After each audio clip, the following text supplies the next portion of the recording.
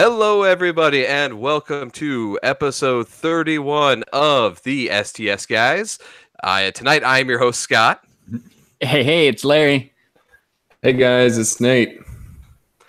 And we are all set here. So, how was everybody's week? I had a fantastic week. It was pretty good, man. It was pretty good. But you know what, Scott? I feel like you had the best week ever. I had a wonderful week this week. I won some money. Money. Phenomenal week for Scott. Yes, it was quite good here. So if anybody's on here in the chat that knows about this, there's a game show. I don't know game show. I don't know. It's like a game show, but it's like an app on your phone called like HQ. Yeah, it's trivia just a game. Trivia. It's like live trivia on your phone. Live trivia on your phone, but you actually win cash prizes. And I was the proud winner of $3.35. Yes. This week. Nice. Let's not focus on the prize pack here. Let's focus on the fact that you got all the way to the end of HQ, which I have yet to do yet. Yeah, same.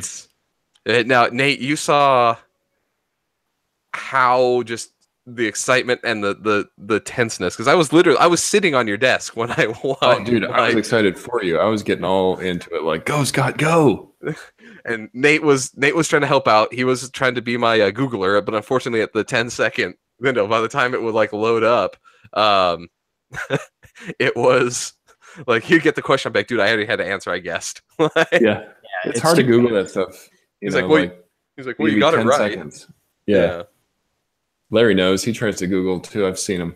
I try. I'm a fan of Googling, but I was too slow. Like, I forget what day it was, like Thursday. And it was just me second guessing myself. It was the stupid question about like leg day. And I'm like, oh, like, I don't know if that's the right muscle. So I Googled it and then I tried to hit the button and no, I was too slow. No. So HQ is not my game. But Scott won. It has the bragging rights as the first STS guy to have won HQ trivia. Congratulations, Scott. Yeah. Congrats. It was Congrats. it's an achievement. That's going to be down in like life goal of like one online trivia like for a day.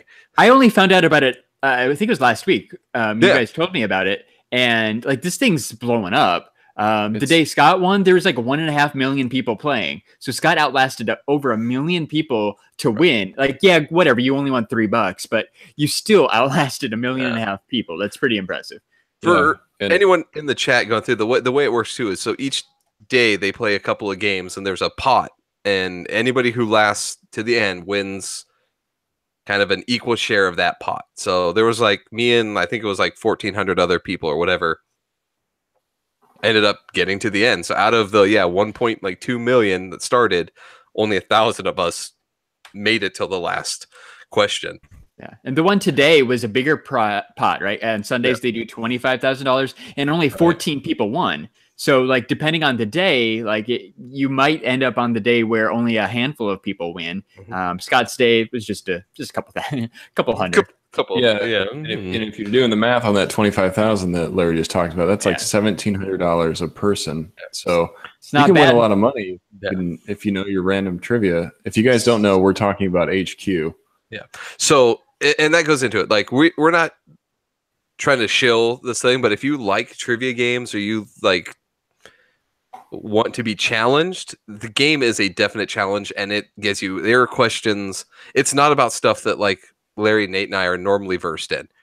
There's a lot of stuff about like books, authors, historical figures, things like that that we generally know about. So we're having a lot of fun with it. It's something that we can definitely endorse.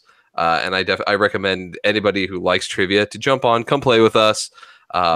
If you win, message us somewhere and let us know, because we'll shout it out. Yeah, we totally want to know. A shout out. Yeah, we'll give you guys a shout out. So we should do some chat shout outs right now too, because we've got a bunch of people blowing up the chat. Yes. If you didn't know, we record our podcast live on YouTube through Google Hangouts every weekend. And right now we're hanging out with Furious Chubbs. What's up, Chubbs? Gentleman Funko Vlogger, Albessa, Dinny McGuire. That is also Gentleman Funko Vlogger. Yoshi. What's up, Yoshi? What's going on, man? and Area 51. So what's up, guys? Thank you for joining the stream. Thanks, everybody, for joining. It's great to see you all in the stream with us tonight.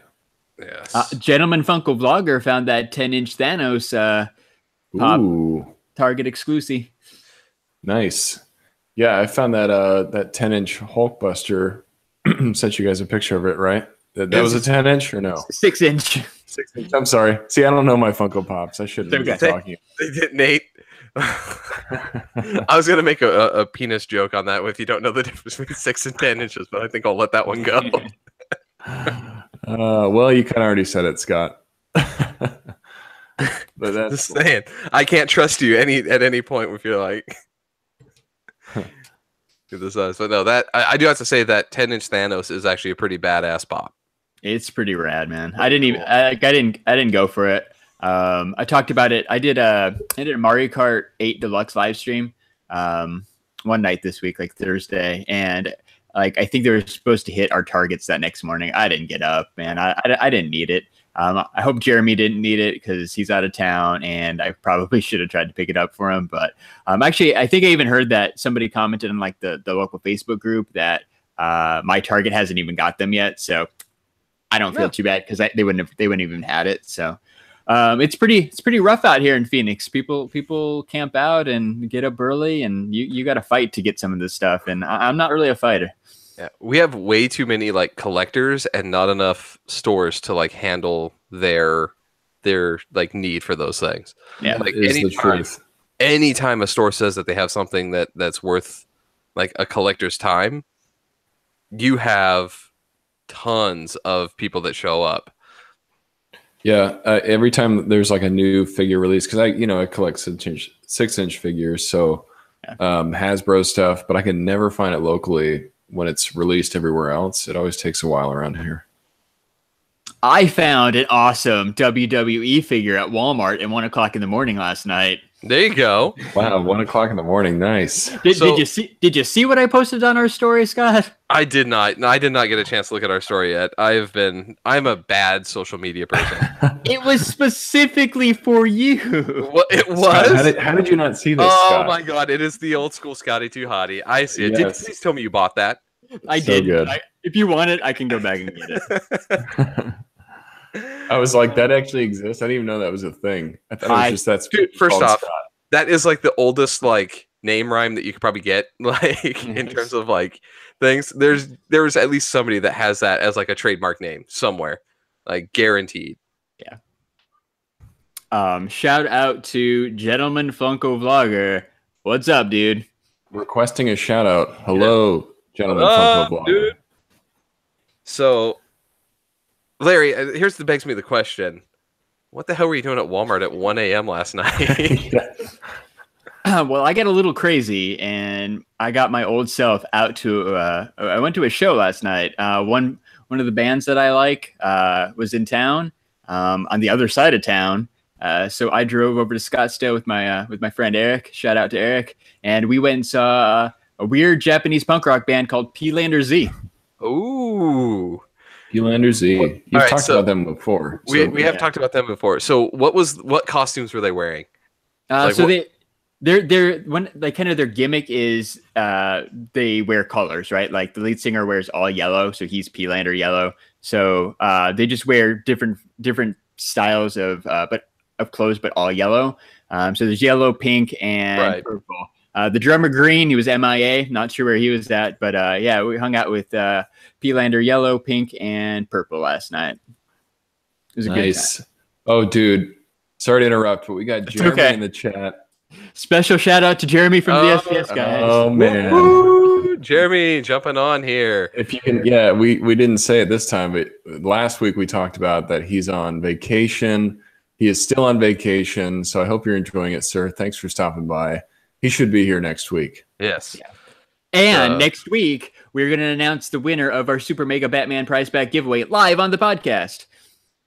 So if you got an entry into that, stay tuned for our next podcast. We're going to be, stating who got it live. Yes. And just jump onto the chat here, Jeremy. How has everything been? Like just a quick little a little, just a one worder. And I don't care, but just let everybody know how life is. How life is in the Bahamas. Jeremy, we are going through withdrawals, man. We miss you. Hopefully you're having an amazing time. Right. I You know better. he is. I was going to say, you better be. So that is the one I said. Give me a one-worder. That's the word I expected, actually. Yes. For anybody who doesn't know, Jeremy's response to my question was drunk. yeah, well, he's on a cruise and he paid for the alcohol package. That's the only acceptable answer. Yeah. If he didn't say he was drunk, I would, give him shit for it. Yeah. So that's how are you not drunk? That is amazing. I love it. So going back, Larry. So you went to P-Lander Z, which crazy Japanese crazy, weird action punk band. It's more gimmicky and entertainment and goofing around than it is actually singing songs. It's pretty awesome. So and I've always loved the fact that you have that Aquabats poster right behind you, as people can see, and you have the Aquabats coat that you wear a lot. So we definitely know you got some obscure bands. So I wanted to kind of bring this question up before we get into what our kind of plan theme is to talk about the weird music that we all love. Nate, there's got to be like, what is the weird band that you actually enjoy listening to? Like, what's that one that you'd be like, I actually don't want to tell people really that I listen to this. I know you're gonna have to broadcast it like to the world, but let's find out. So I've always been into like, crazy techno along with a lot of other things that I'm into. So that Smack My Bitch Up song from Prodigy, if that comes on the radio, I'm like, smack my bitch up, I'm getting all into it. But, that's one of my guilty pleasures. Dude, that is a very good guilty pleasure song. Like, if I was going to go with anything, it's, that is... Prodigy is one of the first like techno bands I really got into. My brother actually exposed me to them, and then when I discovered it, I was like, what is this techno? Let me discover it more. They were one of the first poppy kind of electronic techno bands. Right. Jeremy did respond through here, so even though he's not with us in camera, he is with us in the chat here. He's saying he enjoys Cottonmouth Kings, which is a band I have not heard anything from in like 10 years. Seriously. But is a very good like guilty pleasure band. That's a great guilty pleasure band. Cottonmouth Kings, I remember that for sure. So I hated them then. I hate them now. Uh-oh. that might be fine words there, Larry. Them some fine words. I got a really obscure one because they had really one big hit. For me, that band is Bloodhound Gang. Oh yeah. So that is not all right. So I have to jump in here because Real Big Fish is probably one of my favorite bands. Yeah, same. And Albessa is bringing up the FU song by Real Big Fish. That is one of the songs I put on like when I'm like in the shower getting ready for the day. Like I love the shit out of that song. It is not appropriate in any way, shape, or form for most anything, but I love that song. There's not really a Real Big Fish song that I don't like or couldn't listen to. Yeah, Real Big Fish is a solid choice. What was their best album? Turn the Radio Off. That album is just flat out amazing. Still is. So they have their like greatest hits CD that, or like I don't even know what they call them anymore, right? Because they're not really CDs; they're like albums, I guess. Yeah. Which is cool. It's just a bunch of their good stuff. But they actually have a bunch of what they call ska-acoustic songs, and it's a lot of their like more pop. It's basically like all their greatest hits, but they actually played it in like an acoustic set versus the regular one. Those actually turned out to be some of my favorite ones. Are those the acoustic sets that they play? I did know that existed, but I'm definitely going to check that out. Oh, yeah, I haven't know that either. I know that if you're next time you're at work, Larry, we'll put some of them on. Yeah, we'll check it out. I have it on my my playlist. Yeah, nice. Heather says that Scott, you love the "Smack My Bitch Up" song too. No, she says the FU song. Oh, the FU song. Oops. Because I will also play it like fairly loud on like my Echo, and when my daughter is like around in the room or anything like that. Right. I do have another guilty pleasure song though that I didn't discover how much it was a guilty pleasure until recently. I was flipping through the radio the other day, and Garth Brooks' "Friends in Low Places" came on. I did not know as much, but like after like 10 or 15 seconds of that song, I was jamming the fuck out to that thing. And you knew all the lyrics, didn't you? I actually do. Like, I couldn't like recite them, but as the song's going, like, I'm like, I know those words. You knew more than you were proud to admit, right? Exactly. Like, I will make fun of myself on this one.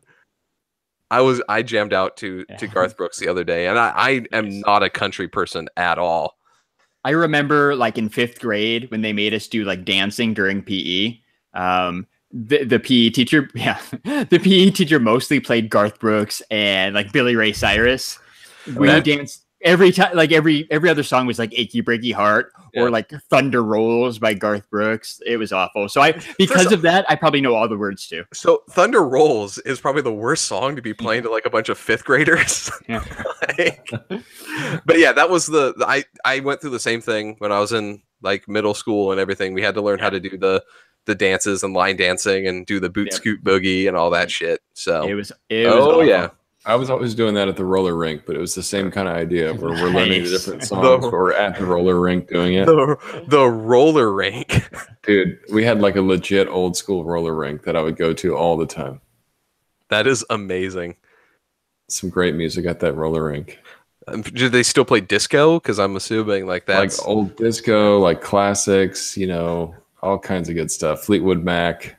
Nice. Some great stuff. So all the stuff that I probably jam out to actually in the car. That's like the normal stuff I listen to. Yeah, exactly. But yes, as my wife has jumped on and said, yes, the best song ever is Lustra, Scotty Doesn't Know from Eurotrip. Yeah. Scotty Doesn't Know. Yes. Another great song that I will jam the fuck out to every time it comes on, especially considering my name is in it. But it's a great song, even if your name's not Scott. And first off, the fact that in the movie Matt Damon is miming for the lead singer is even better. Like, all right, Abessa, who doesn't like ABBA? Like, Dancing Queen comes on, and I don't care who you are, you're jamming out to that. Dancing Queen. You're gonna sit in the car and just. Okay. I've got another guilty one. Well, all right, what's that? Ace of Base. I saw the sign. I saw the sign. Saw the sign. Yeah. Oh man, my mom used to listen to that all the time, and then it just got it stuck in my head. I don't think I've heard ABBA or Ace of Base in a long time, but okay. Really? You've never seen Mamma Mia? Like, come on, dude. Like, no, I have not seen Mamma Mia. I can pick out ABBA like walking through a store, like, and you can hear it just like it dings you like a knife. You'll be sitting there just walking down the aisle and they'll be like, Dancing Queen. You're like, that's ABBA. Yeah. Just like you just start to groove. You can't help it. Right. It just like takes over. It's like an infectious disease. It really is. Like ABBA is like a auditory virus. It just makes you have to move. Like, and it's sad because they were what 70s, right? When they kind of came around 60s, 70s. Like the fact 70s. The fact that those are still around and like even people like us, none of us were born when they were actually like at the peak of their popularity. No, but we're still jamming out to those songs. It's amazing. There's I a love lot of like that. Yeah. I love like a lot of older music that, you know, came out before I even was alive. Some of the best stuff. Oh yeah. Led Zeppelin, come on. So what other song topics can we go with here? Now that we're on music. Let's see. What was like one of your favorite songs to start with? What got you kind of like passionate for music? This is going to be a really interesting one, but there's an old, it's not even an old swing band. It's like a newer one that came out, but Big Bad Voodoo Daddy is the band that like jamming out to their music really got me into like wanting to like branch out to different genres other than like, I grew up as like a metalhead, right? Like I was metal. And then like I found swing and was like, oh, there's actually good bands that play other shit. So that was my weird like music. Yeah, so you got really heavy into metal? Oh, I was really heavy into metal back then. Like I was the Metallica, like nice. You know, for like back when the Black Album came out. Yeah. That was around the time when I was able to start buying my own CDs. So it was like that was my music, and then swing and jazz, and then I mentioned them before, but dude, Bloodhound Gang, like jamming out to that music, and like was amazing, man. Like that's why it's still like my guilty pleasure to this day. Yep. Like It was good stuff. what was the first Bloodhound Gang? Like it was with Fire, Water, Burn. Yeah. We don't need no water. Yeah, and then they had the mother effer. Yeah. So Yeah, they got good. They're raunchy music, man. I remember my brother used to listen to them. They were It was good stuff. It was so. It's like raunchy music, but it's actually so like it's actually good and good parody. Like if you actually read it, like it's really clever. Like, it's clever comedy. Yeah. Like it's really strange how they can fit some of that stuff in. And if you listen to it, you'll see that they parody a lot of classic songs. Like they have some Pink Floyd stuff that they actually change the lyrics to, and things like it's really good. So they were the big like we like I can just remember that having that CD in like my car, just constantly just jamming it out, driving around my little small mountain town. Nice. And yes, at some point, my wife does like to bring this up. Me and my friends did have a Blink 182 and MXPX cover band. What? Oh, heck yeah. Yeah. Yeah. We weren't good at all. Like I think we played 2 shows and it was like put on by like friends. So we were all really shitty bands trying to actually be cool. I'm sad I didn't know you then, man. I wish I could have experienced that. That sounds amazing. It was not good. You see a bunch of, 16-year-old, 15-year-olds trying to jam out like that. Furious Chubbs, what's up? No, it's okay. Yeah, what's up, Chubbs? What was the cover band's name? So we had a couple different ones. Big Fat Baby was one of them, and the first one was Pornographic Nuns. Called ourselves just randomly, but then kind of like our kind of local one, we realized even if we did want to start to like try to actually book things, no one would actually have booked us. Like this was always us like doing the pipe dream thing, but we're like, no one's gonna want to play it on like a group of people called the Pornographic Nuns. So for a while we went by Crapple, which was like Snapple, but Crapple, and then we had the Big Fat Baby at some point was another one. Nice that we did. And Fierce Chubbs, everyone loves this goddamn bear. Like it just looks so cuddly. It is. It's considering it is actually the size of a person. It is actually a wonderfully cuddly bear. It's really fun to just like throw it in a room and just tackle the shit out of it. I don't think you just totally agree with that. Yeah. Everybody wants your bear. Everyone wants the bear. Larry, what kind of got you into music? What was your first like favorite band or song? So like I remember my freshman year of high school. That's kind of when I kind of started figuring out what music I liked. But like the 3 bands that jumped to my mind first are Nirvana, Bush, and Silverchair. I was kind of grungy in the mid 90s. Yeah. Like Kurt Cobain was already dead. But it was like I was really into that Bush album that was like 16 Stone. It was a really great album. I kind of like that stuff.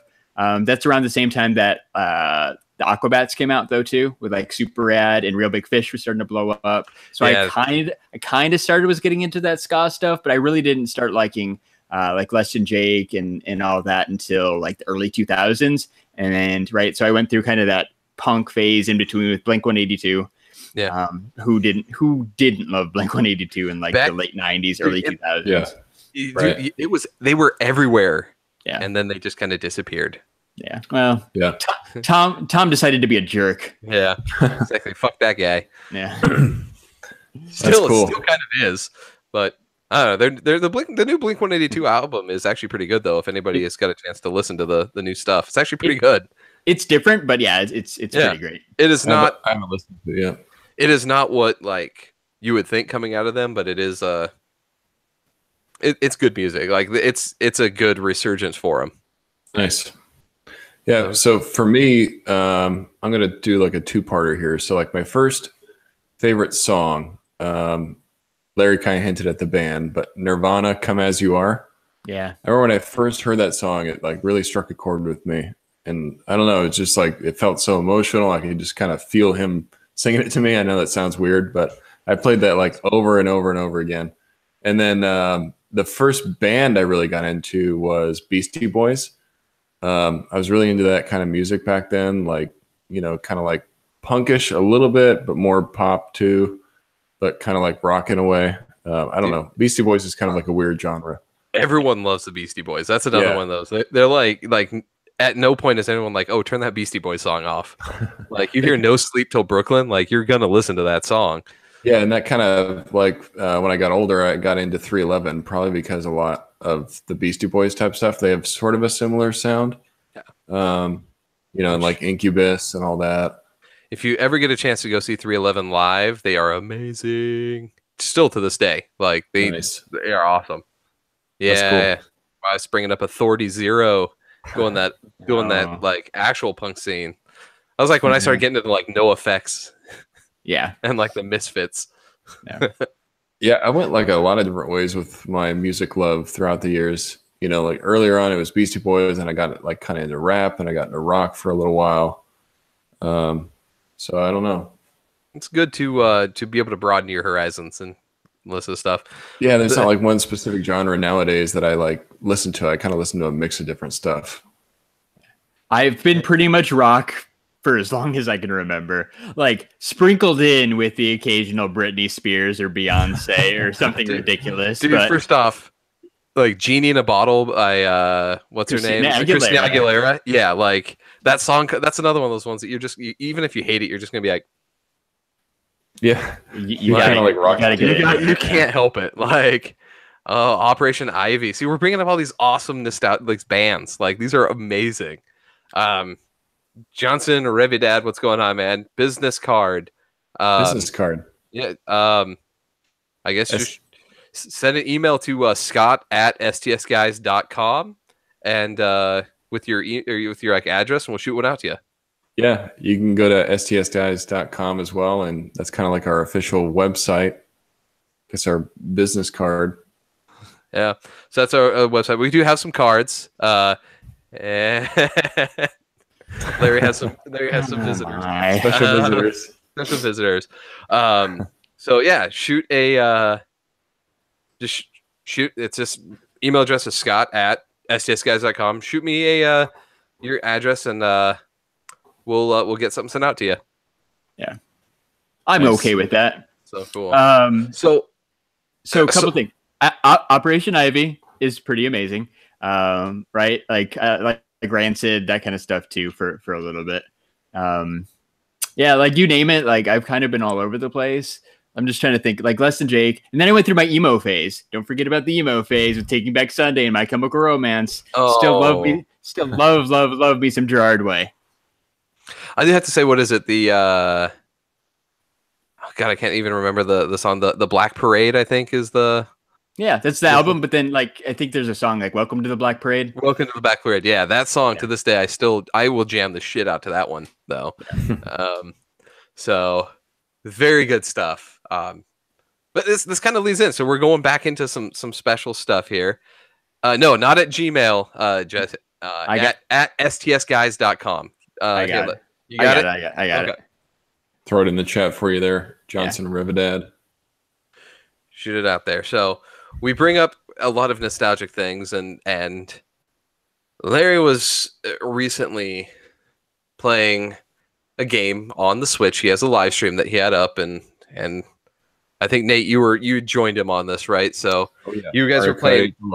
You guys were playing Mario Kart, and I started to think about how we're at Mario Kart 8, but there's a lot of those games that we played back in the day when we were like kids that never did get that sequel or never did kind of go anywhere that really should come back. So I definitely want to get your guys' take on if there's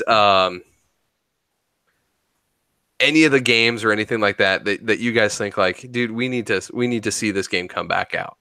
Yeah. Like, so hold on, before we go into that, I just want to give a shout out to Larry for his domination on Mario Kart 8 Deluxe. If you guys didn't catch that live stream, he got first like I would say about 80% of the time we were playing that game. I will have to jump in and kind of agree with that. I was giving him shit because the moment that I joined the live stream, he got like a 6th place. So I was giving him hell. Yeah. And then he got like 1st place like 4 games in a row after that. And I was like, oh shit, I'm done. Even before that, he was like owning. I'm like, oh crap, I never play this game online. I'm gonna do like shit.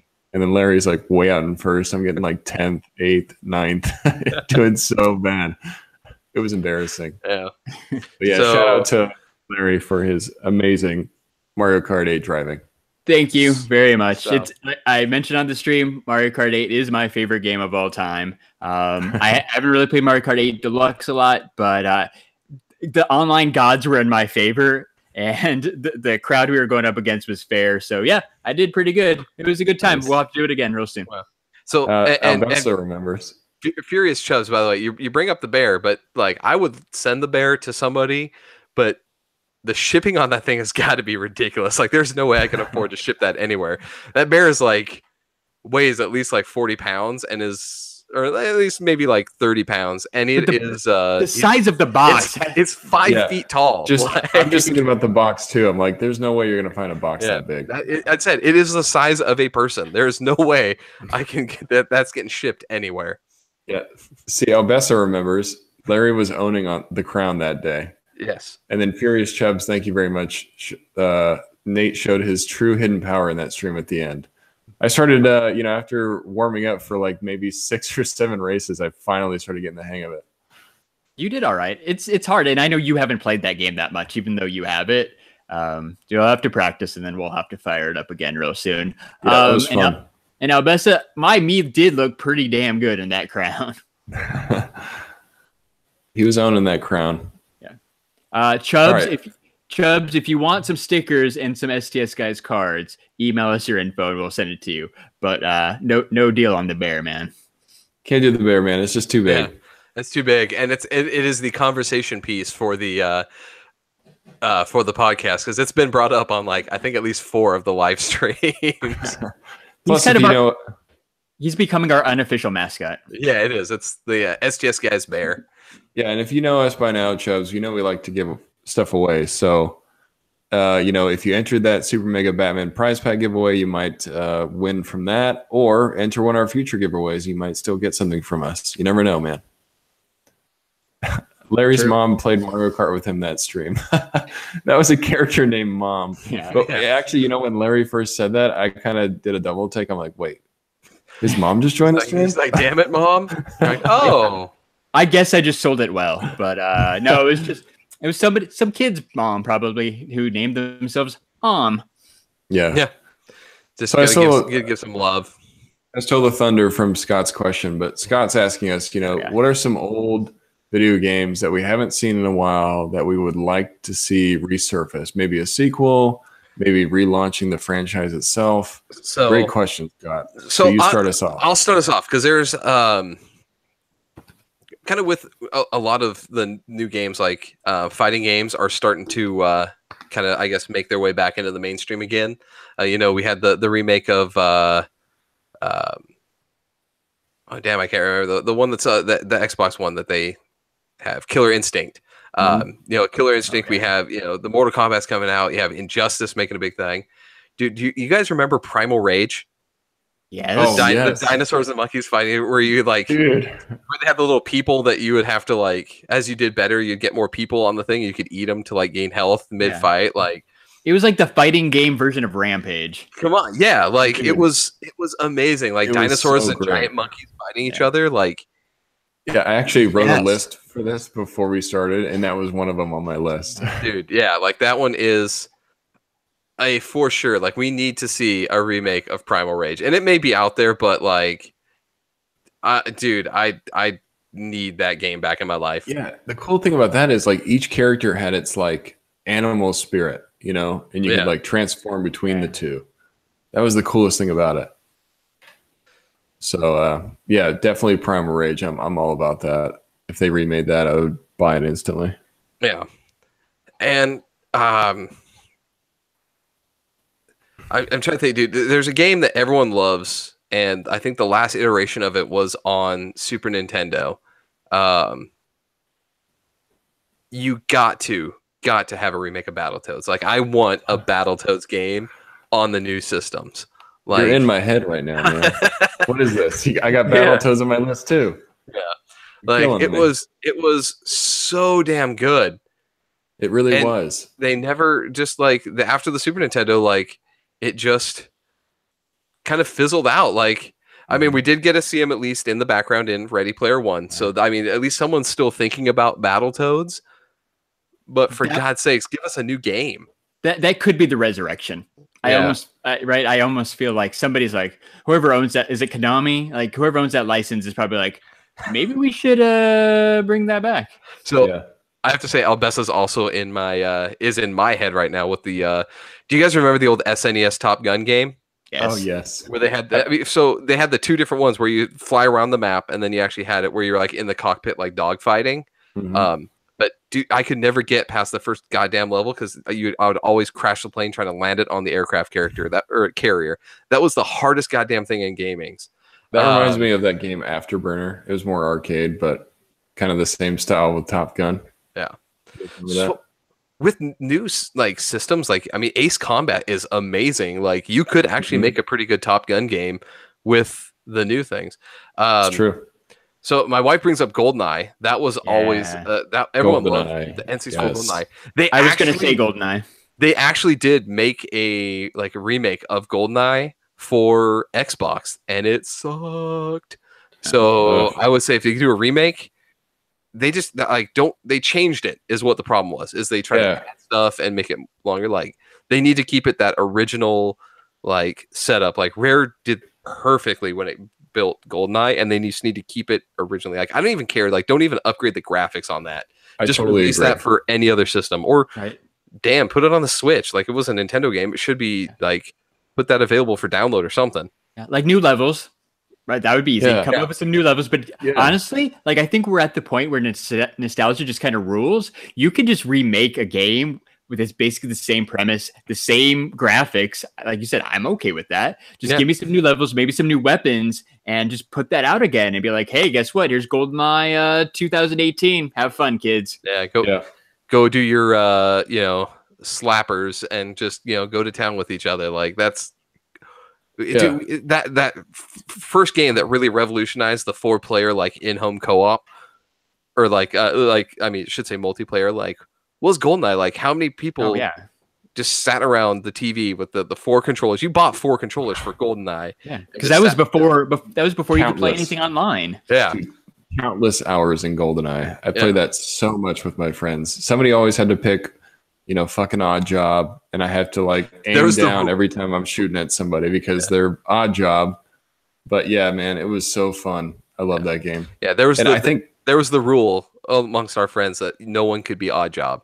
Well, like, you got punched in real life if you chose Odd Job. Larry brings up a good point. I'm going to go on a little tangent, but like, I think what a lot of companies are like, people love nostalgia. People love nostalgia.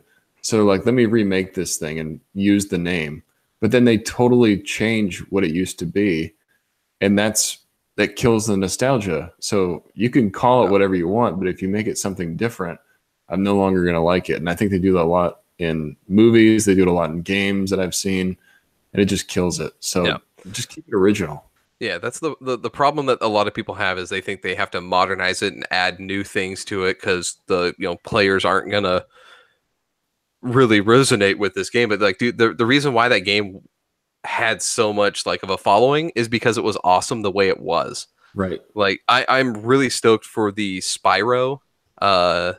Oh yeah, that's coming out. Because the only thing different they did is they cleaned up the graphics, a lot of them. So they did update just the graphics to it, but they didn't change the actual things in the game. All they did is like, hey, let's make it look a little bit better. It's like a remastered version. It's like a remaster, and they did the same thing kind of with Crash Bandicoot recently. I mean, they updated like the controls because they were pretty shitty, but didn't really change anything. Same thing. Shadow of the Colossus just came out with a remake that is phenomenal. That game was awesome. And to be able to add, and all they did was like, the controls sucked, right? Because it was PS2, and like there wasn't a lot of things that you could do with it. But now they changed it and made the controls actually usable. Yeah, and So you'd have to rework GoldenEye to be on the Switch controller or Xbox or whatever, but that's easy. And you probably have to upgrade the graphics a little bit to keep the kids happy, but you yeah. know what? I'm pretty sure they'd eat it up, man. Kids like the nostalgic stuff, you know. Yeah, and keep it as original as possible. Maybe some new game modes, maybe some new weapons to switch it up, maybe some new characters. Yeah. Well, like But there's probably GoldenEye was the hot Bond movie. There's got to be some stuff from the Daniel Craig era that you can throw in there. So, yeah, yeah, they vote like Spectre, but it's like GoldenEye 2. Grab some Javier Bardem, and throw him in there. Daniel Craig. And Daniel Craig is the Bond. Yeah, I mean, like, you have all the glory of the games, and with that one especially, is like you had cheats in the game, but you got that those cheats came from doing well. Like you just had to do things really good, and you could get like cheats, like beat this level on hard in under 3 minutes, and you can like make everyone's head giant, and like bring back those cheats. Like you guys play games more than I do. Are there any games that have fun cheats like that anymore? I feel like there aren't. Like no, bring that stuff back. Like big head mode, right? Big head mode on what was that, NBA Jam? Like that game was full of like Easter eggs and hidden stuff. Bring that stuff back. It would be awesome. Yeah, so there are some games that you have, like the remake of Doom that they came out with had some stuff like you could get cheats and things that you could, like you couldn't play them in the game, but you could go back and like replay levels with like cheats, like infinite ammo and stuff, like the old school Dooms. But yeah, like it was still, that's few and far between. Like now it's all just buy the DLC or like they want money for it. Unlock mods, and then you can start playing. It's all hidden among like some stupid microtransaction. But back in the day, to Larry's point, and kind of what Scott's talking about, like you had to play a game to its fullest extent to unlock all of that stuff, and that was the best part about it. It's kind of like trophies. If you have a game that has really good trophies tied to it, makes you discover every little piece of that game because you want to find everything, and that's kind of how those cheat codes were. Like I want to, go through all this game so I can get all these different cheat codes, so then I can go have fun with my friends. Yeah. And Fear Shoves brings up like Saints Row. That series has always had like the little cheats that you can unlock, and as you do different achievements and things through the game, you can add the cheats. So there are a couple games that still have kept that tradition, but not enough, in my opinion. Like too many people are concerned with like DLC and trying to get and they'll add those cheats and stuff in for that, but like, give me a thing. Like, if I beat the game on like its hardest setting, let me then go back and like have every bullet be a grenade or something. Like something crazy, something unexpected. Yeah. Right. Yeah. So here's another game that actually comes from the same area, and everyone remembers this game, but it wasn't actually a very big seller. But it was like one of the last games on the N64. Like it was like right at the end of life. I want a new Conker's Bad Fur Day. They made a really like crappy one, but like it would actually, I think that if you did it right, you could actually do a pretty good version of that today. Like with the advent of like, like GTA and everything, like people aren't afraid of kind of the bad words and poop jokes as they were back in the day. Like if you did it right, you could actually have a good version of that game come out. Like I want to see that. I think that'd be great. Yeah, that'd be cool. I've never played that, but I know of the game because it's that it's that top of the line N64 game that everyone knows is like worth a lot of money. And if you're out there looking for retro games, to grab Bad Fur Day. That's all I know about it. But that'd be awesome. Which is funny because I think it's actually really sold more now that it like the N64 is out than it did actually upon release, because everyone was like, it was an M-rated like N64 game and it had curse words and alcohol and boobs and one of the bosses was a giant piece of shit. Like that kind of sounds amazing. Yeah, it kind of does actually. Like, come on. Like for me, I'm gonna kind of steal it for a second, but I would love to see a remake of Turok. Do you guys ever play the original Turok on N64? Oh, dude, Turok was the shit, and it was so awesome. The remake that they tried to do back like 4 or 5 years, like what was that, like 4 years ago or so? Like it had promise, but it fell flat. Yeah, the coolest thing about I didn't like the remake either. I thought it was horrible. But the coolest thing about Turok is that you introduce like dinosaurs, but then you have like this scientific weaponry. So it's kind of like a futuristic, but sort of in the past type game. Yeah. Come on, it had the the game had the weapon that was the brain bore. You shot them with one.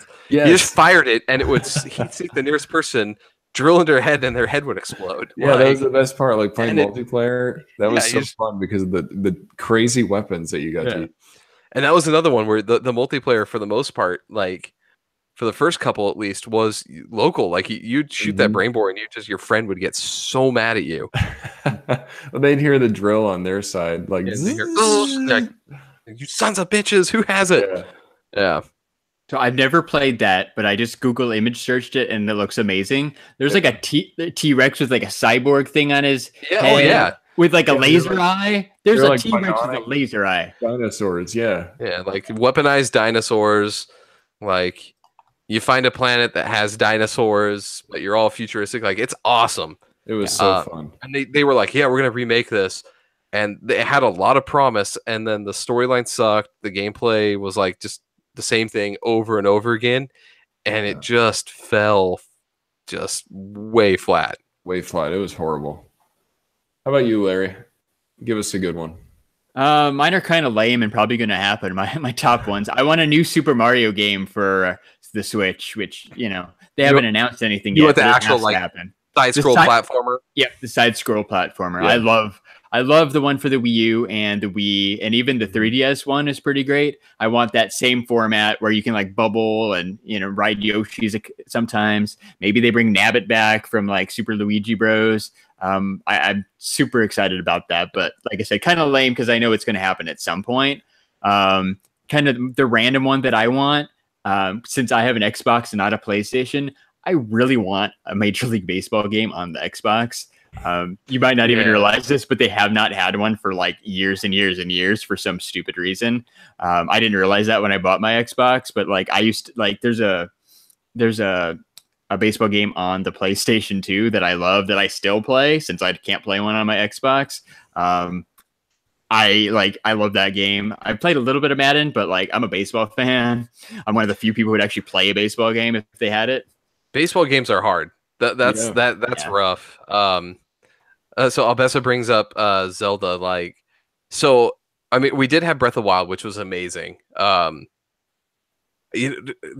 was it? A Link to the Past, I think, did get kind of brought back for what was it, the DS or one of the handhelds. I can't remember on that one. I haven't picked it up, but like they did a pretty good job for that. Like I would love to see like some of the old school, like Zelda games come back for like upgrade the graphics and bring it back. Like you don't have to have the 3D, like keep it still the side scrolling, but make it like kind of the side scrolling like what they did with the Pokemon games. Bring that back with like the original, like the first, the first 3 Zelda games were the bomb. Like, so I was watching a random YouTube video the other day that popped up in my hey recommended stuff.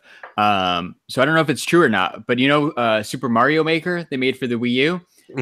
Some dude was saying that they're supposed to be making like a Zelda Maker, like same premise, but you can make your own like worlds and different rooms and all that stuff. If they can figure out a way to make that like sustainable and fairly easy to create, like a Zelda Maker game would be amazing. Yeah, that would be quite cool. I would love to have some.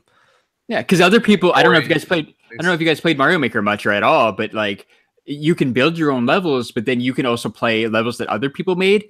Like I might not have the time to sit there and make some really cool Zelda levels, but I know some nerd across town who's going to put in hours and hours and hours to make the coolest Zelda level, and I'm going to get to play it and totally benefit off that. That's right. It makes it so that the game doesn't really end because you just have to wait a couple days for someone to finish their level, and I can go back in and play another one.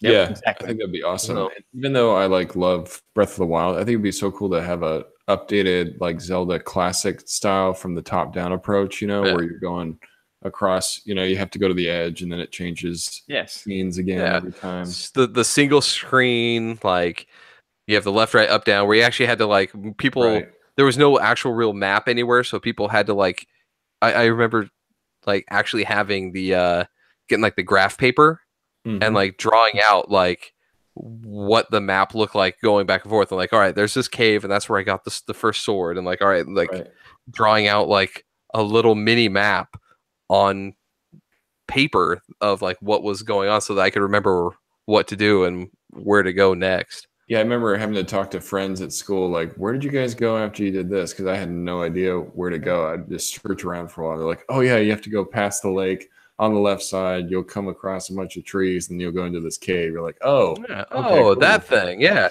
And that was before the internet, right? So like you didn't have anywhere to look it up. You had to go find like the Prima like game guide to Right. actually figure it out. And if the game had that. And you know, I really kind of want is actually, I don't think they can, really, they can't do it anymore, but like it would be cool to have. Do you guys remember Game Genie? Like, I wish they had a Game Genie for newer games, like to force like cheats and fun shit to happen. You could still do it. Plug it into the USB. Yeah, just burnt, and then like,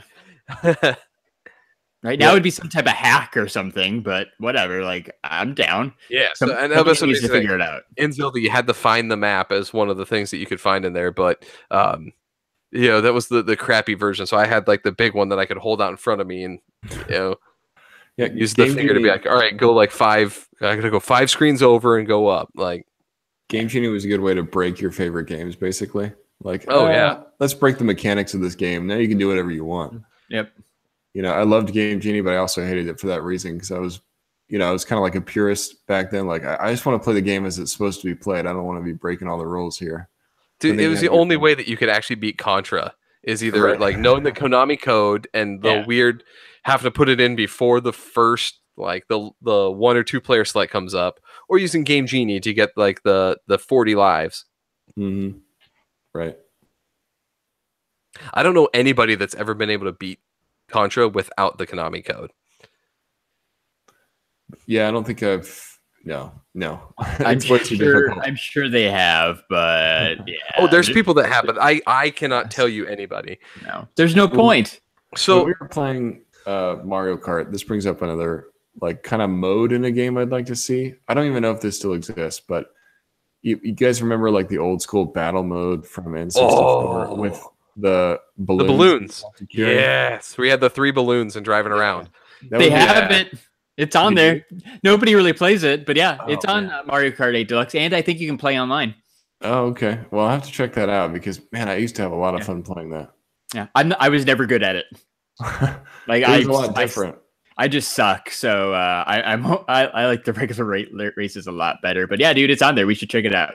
Oh, yeah, I mean, that sounds like a new live stream. Yeah, yeah, it took away some of the fact that it's a racing game. It wasn't really racing anymore. It's more of like, let me search around and try to kill people that I can find. Dude, I always loved playing at my friend's house because he had a little sister that she would always have to play with us, but she was like kind of too young to play that mode, and so it was always like guaranteed kill. We're like, all right, we got the person that's just driving around in circles like in the map. Like I love that part. Like I am so glad that that's back. Yeah, for sure. I gotta call out this question here. Ali Amaghami. Sorry if I'm saying your name wrong.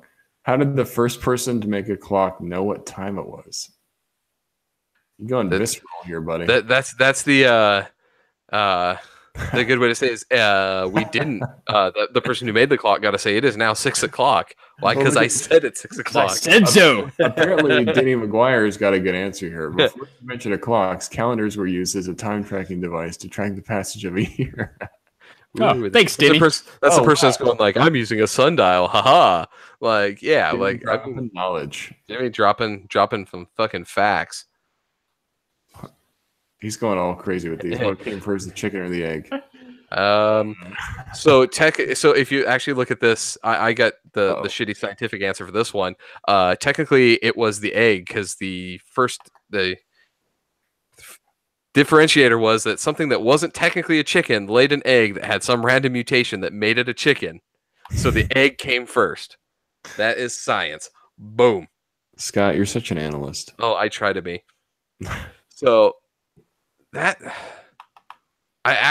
so we got a little sidetracked here. Sorry. So what other games do we want to see have a resurgence? Like, is there anything that you guys can think that like I love playing this game back in the day. I know we talked about this before. Larry wants a Bible Adventures 2, a game we brought up in the prior list for bring back the Bible Adventures so you can throw rocks at animals to knock them out to carry them back places. But you could like team up online and grab those animals and carry them to the Ark. You would get done so much faster because it's not like just one dude was carrying all those animals to the Ark by himself. You need a team. Yeah. And so Larry's not crazy religious. He just wants to knock those animals out and take them back. That's the thing is, I wasn't either, but I played the crap cut out of that game because like it was fun because you could like pick up a rock and throw it at an animal, or throw one animal that was bigger than the other one at another animal, and like load them up. Like, boom. So somebody said this in the chat earlier. They said Star Fox Assault, but I was just thinking like the classic Star Fox would be amazing. Yeah, I mean the Wii U version that they came out with was really, really crappy. Did any of you guys actually play that version of Star Fox? I heard really bad things about it. So one, like, you actually had to like have it so like your motion controls, or like a second player controlled like the guns and another person controlled like the actual like the flying. Like it was hot garbage. Like they tried to play the gimmicky like Wii U like motion controls and everything. I think if they bring it back on the Switch and go back to like that original formula, the one on the 64, like the Super Nintendo one was cool, right? Like everyone liked that one, but that N64 version needs to come back. That was probably the Star Fox for that was probably the best kind of like plain flying game or whatever that they had on the 64. That was amazing. It was a great game. And so I've got another game. When we were playing Mario Kart 8 Deluxe, we went on a map that really struck a chord with nostalgia. It was the Excite Bike map.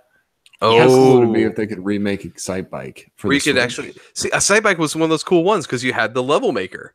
Yeah, right. Yeah. You could make the level, and like you didn't think it was that good, but there was a lot of skill that was actually involved in the Excite Bike to not like crash or burn out your bike or run out of gas or anything like that. Like that was amazing. Like I would love Excite Bike back. It would be an amazing game to bring back. It would. That's my favorite. That's my favorite Mario Kart 8 level too. Is the Excite Bike one. It was a really cool level. It's awesome. Did you guys ever play Excite Bike 64? That one wasn't so good. No, see, a lot of these, like, we're like, oh, we'd like to see him come back, but they tried it, and it did go back. I have my doubts that Excite Bike could come back and be good. Like, it was so basic, and it was fun for the time. And like Scott said, it was revolutionary, and the fact that you could make your own levels and stuff. But I don't know if it would hold up nowadays. It's one of those things where you would have to release it, like we said, in its original like. Yeah, don't mess setting. with it. Like, don't mess with it. It just has to come back as like this was an NES game. People liked it. Like here we go. Yeah. Maybe some jumps or some new different things. Yeah. Different characters. You could pick, you don't have to be the same little bike guy. Maybe you could even be like Mario riding on a bike, right? Choose some different bikes, like super simple like modifications. Maybe some bigger jumps or some loops or something. You could spice that up a little bit. But keep it the 8-bit format. I'd play that. Yeah. So there's one last one that I have that I would really like to see. And I don't know if it will because they're not like feuding, but the studios have kind of both grown apart. Do you guys remember the Super Mario RPG? I do. Yeah. I would love to actually. It was like it was like Final Fantasy mixed with Super Mario. Like it was actually a turn RPG. It was just turn-based. Like you had kind of the action where when a person went to do an attack, you could hit a button to have them do like the critical or whatever. Yeah, that would be awesome.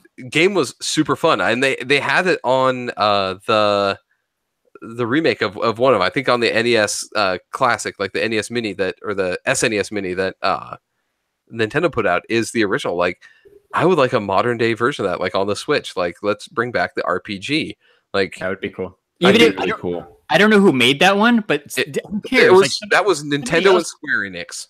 Somebody else can make it. There's a lot of people out there nowadays. Somebody else can make it. I think the problem with that one lies in the fact that I think part of the rights for the RPG aspect of it are owned by Square Enix still, which like I don't know how well Square Enix and Nintendo play together anymore, but I would love to see that. That's one of those games that like I would want it to stay true to its original form. Yeah. Like don't change it too much because like Scott said, the way it played was just awesome. It was kind of like my first introduction to like a real RPG. Yeah, and like your parents would let you play that, like versus some of the other ones, like because it was Mario. Right. Like, it wasn't violent. It wasn't like super dark. Peach's weapon was a frying pan, for God's sakes. Like, that was one of the things that she would use. She would just bash people with that. Yeah. Nothing wrong with those. Classic. Yeah. I got one more. One more. Yeah, All right. I don't know exactly how you'd remake it, other than you just bring it out again with different characters on it. But I think another game that everybody kind of still loves is Dr. Mario. Yeah. Yeah. They should come up with a way to bring back Dr. Mario. So they just bundle that with like Dr. Mario, Tetris. They had the Yoshi, the egg one that Yoshi had. Those that little mini game. Like, bundle all those together as like the Nintendo puzzle pack or something. Yep, that would be awesome. Dr. Mario. I played that probably more than I played Tetris. Yeah, for sure. Right? Tetris was awesome, but Dr. Mario is Mario. Yeah, it was all Mario, and that's the only reason why I probably played it more. And if you really think about it, like Candy Crush and all those other games that are super popular right now on like the mobile are basically just Dr. Mario. Like, you have to match up like these certain colors, and then they pop, and then shit kind of realigns itself, and you have to just keep going with the puzzle. I think people really like those kind of like simple puzzle games because it's like, low risk and you don't really have to invest a whole lot into it, but you feel like you're getting constantly rewarded. Like, oh, cool, I got this right. I got that right. It's like quick satisfaction. Yeah, no, I would agree. If you bring out like all the old school puzzle games that we had and put them out, like I would buy it in a heartbeat. Even if it was mobile. Like, maybe you don't make it on the Switch, or you make both, where it's cross-platform between Switch and mobile. But yeah, dude, give me Dr. Mario on my phone. Yeah, definitely. It would be actually really easy to make a mobile version of Dr. Mario, to be honest. Like, that is actually a really good idea. Yep. There goes Larry's productivity. Exactly. Yeah. Done. There goes who do I have to give money to like be an investor? Because that would make a shit ton of money. Yeah. Seriously, that'd be an awesome idea. Yep. Good discussion, guys. So that works. So I think it is now what 10:02. So we're kind of at the wind down. So Larry, do you want to do your shill thing? So thanks everybody for watching our stream, listen to our podcast.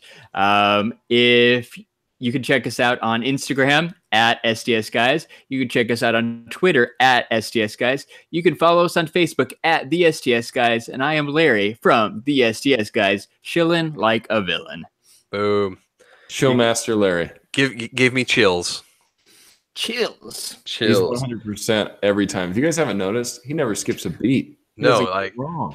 I can't even do the outro. I still don't know if I can actually. Yeah, if you watch my unboxing videos, like you can see, I'm like stumbling through it. Like, I have a piece of paper out here, and the outro last week was my favorite part. Yeah, we messed it up. Yeah, when I do like unboxings and stuff, like I actually have a little piece of paper where I'm like, follow us on Instagram at STS Guys, because I will inevitably fuck it up. Yeah, like I am not good at it. Background. Yeah. Like, okay, this is what I need to say. Okay. All right, I'm gonna say goodbye, guys. Oh wait, I have to do other stuff. Let me talk about things else that we do. Not good at it at all. So Larry's good about the timing. He'll start it before he like gets to the really end, and then by the time he's done chilling, he's like, "All right, guys, we're gonna wrap it up. Have a good night." Boom. Yeah, like I'm not good. I'm like, oh wait, I have to do this, or Jeremy will get mad at me. Yes. Speaking of Jeremy getting mad at me or us. I only dropped one video last week by accident. I have other ones in the queue ready to drop on our YouTube channel. So we'll get this podcast posted up on SoundCloud and iTunes and all that good stuff tomorrow, Monday. But I will also drop a new video on our YouTube channel tomorrow too. It's an unboxing video done by Jeremy himself. It's Funko related, so make sure you're subscribed to our YouTube channel. Hit that little bell so you get the notifications. Go check us out. From the man, the myth, and the legend. Yeah, give yourself a little credit. You did do, the Switch live stream, so technically there's two videos. That's two. That's two videos, yeah. I think I have a unboxing of some shirts in the pipeline. So yep, that'll be coming this week as well. And then I've got another unboxing, and I think we got one from Nate coming up in the Q2 for another figure. So make sure you're checking out our YouTube channel. Lots of good stuff. We mentioned last week too, we're headed to Phoenix Comic Con or Phoenix, what's it called? Comic Fest. Comic Fest. Phoenix Comic Fest. We cannot Phoenix get that Comic right. Fest. We're gonna get sued. No, we're not going to be the ones getting sued. It's going to be the Comic Con that had to change their name. Yeah, like they're the ones that did get the threat of suit that had to change their name. So it's not on us. True. I blame them. So a lot of great stuff comes from Phoenix Comic Fest. We're also heading out to Amazing Comic Con Las Vegas at the end of the month. They just announced some really cool guests this week, including Charlie Cox from Daredevil. So totally looking forward to that. It's going to be awesome. There's some of the main Harley Quinn artists are going to be there. One of my favorite artist, Scotty Young, is going to be there. So Amazing Comic Con Las Vegas is going to be fire too, man. And we'll be out there covering everything. Larry, I know that you'll be at Scotty's booth quite a bit there. So yeah, I'm looking forward to getting some stuff signed. Kevin Eastman's going to be there. You name it, like all the great comic book creators going to be there. But yeah, like they're pulling out like the Devil Star. What is it? What's the girl from Deadpool? Like the teenage warhead. Negasonic Teenage Warhead. Yeah. She's gonna be there too, man. It's nice. They really have a great list of guests this year. So if you guys are anywhere near Vegas, go check them out. Yeah. So you got to get something signed for Scott and make Scotty Young sign it, but as Scotty Too Hottie. Oh, that is a brilliant idea. I love it. I could probably do that. Like, just go and be like, your name is Scott. My name is Scott too. Hotties. Roll with that and make something. Make something, clown. Draw me a picture, clown. Get it done, Larry. Get it done. All right. So that works. Well, for episode 31 of the STS guys, I'm Scott. This is Larry. Hey guys, I have been Nate. You have been. You were Nate at one point. I have been Nate. You have been Nate. You're not always. So that works. All right, guys. You all have a good night, and have a good night. See you all next week. Bye. Bye.